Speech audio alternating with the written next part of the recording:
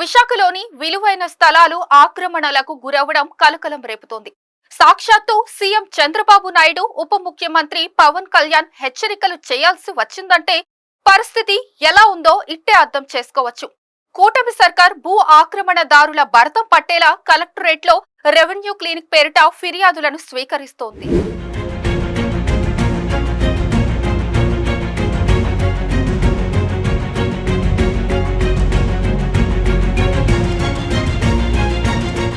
కొందరు చోటా కార్యకర్తలు ఖద్దరు షర్టు నేతలతో కలిసి కార్లలో షికారులు చేస్తూ ఉంటారు. యువతకు బిస్కెట్లు ఎరవేస్తూ హడావిడి చేస్తున్న ఈ వలస నేతల వ్యవహారం విశాఖలో హాట్ టాపిక్ గా మారింది. వీరిని కొందరు ప్రజాప్రతినిధులు దగ్గరుండి ప్రోత్సహిస్తున్నారని టాక్ నడుస్తుంది. ఈ టాక్ ను నిజం చేస్తూ స్పెషల్ బ్రాంచ్ ఇంటెలిజెన్స్ నివేదికలు సైతం కూటమి ప్రభుత్వానికి సమాచారమిచ్చాయి.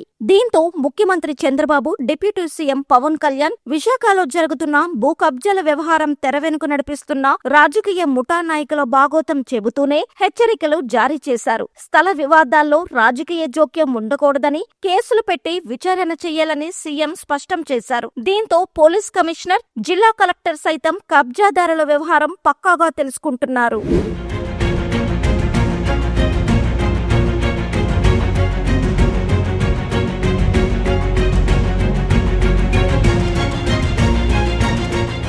విశాఖలోని సాగర్ నగర్, రుషికొండ, మధురవాడ, భీమిలి, పెందుర్తి ప్రాంతాల్లో జోరుగా సాగుతున్న అక్రమ భూ వ్యవహారాలపై స్పెషల్ బ్రాంచ్ తో ఆరా తీసినట్టు సమాచారం. దీంతో కొందరు వలస నేతల పేర్లు బయటపడ్డాయి. ఇటీవల ప్రచారం జరిగిన భూ వ్యవహారం, సాగర్ నగర్ లో అక్రమంగా కాజేసిన భూదందా, మధురవాడలో భూ బకాసురులు ఒక ప్రజాప్రతినిధి ముసుగులో సాగించిన దోపిడీ, ఇలా ఒక్కొక్క వ్యవహారం వెలుగు చూస్తుంది. పోలీసుల మీద ఓవర్ యాక్షన్ చేసిన ఓ భూ కబ్జాదారుడు చివరకు ఆధారాలు చూపించకుండా అడ్రస్ లేకుండా పోయాడు. ఈ వ్యక్తిని అరెస్టు చేస్తే నకిలీ డాక్యుమెంట్ల వ్యవహారం, భూ ఆక్రమణ వ్యవహారానికి తెర వెనుక స్కెచ్ వేసింది ఎవరో తెలిసే అవకాశం ఉంది. వీరంతా ఎన్ఆర్ఐ స్థలాలు, అమాయకుల స్థలాలు అడ్డగోలుగా కాజేస్తూ దందా సాగిస్తున్నారు. భూ ఆక్రమణల సెటిల్మెంట్ లో అవతారాలు మార్చేసి తెల్ల చొక్కాల నీడన చేరుతున్నారని ప్రజలు వాపోతున్నారు.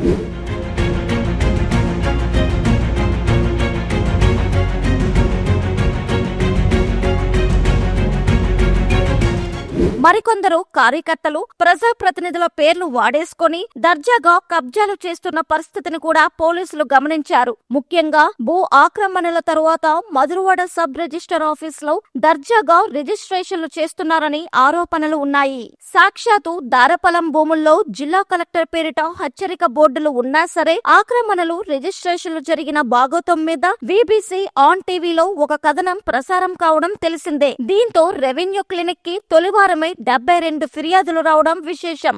ఇప్పటికైనా విశాఖలో భూ ఆక్రమణలపై పోలీస్ కమిషనర్, జిల్లా కలెక్టర్ కఠిన చర్యలు తీసుకోవాలని బాధితులు కోరుతున్నారు. కోట్లాది రూపాయల ఆస్తులు, ఎన్ఆర్ఐ స్థలాలు కనుమరుగయ్యే ప్రమాదం ఉందని విశాఖ ప్రజలు ఆందోళన చెందుతున్నారు.